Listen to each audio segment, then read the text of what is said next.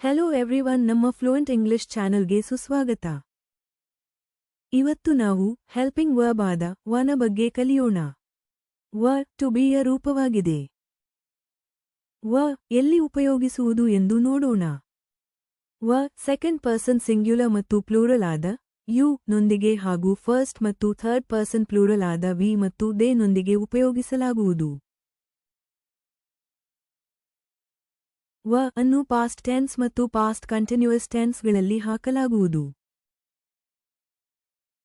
Example: they were friends. ಅವರು ಸ್ನೇಹಿತರಾಗಿದ್ದರು. We were at school. ನಾವು ಶಾಲೆಯಲ್ಲಿದ್ದೆವು. ಇವೆರಡು ಸೆಂಟೆನ್ಸ್ಗಳು ಪಾಸ್ಟ್ ಟೆನ್ಸ್ ಆಗಿದೆ. We were watching a movie. ನಾವು ಸಿನಿಮಾ ನೋಡುತ್ತಿದ್ದೆವು. You were playing football. ನೀವು ಫುಟ್ಬಾಲ್ ಆಡುತ್ತಿದ್ದಿರಿ. ಇವೆರಡು ಸೆಂಟೆನ್ಸ್ಗಳು ಪಾಸ್ಟ್ ಕಂಟಿನ್ಯೂಯಸ್ ಟೆನ್ಸ್ ಆಗಿದೆ.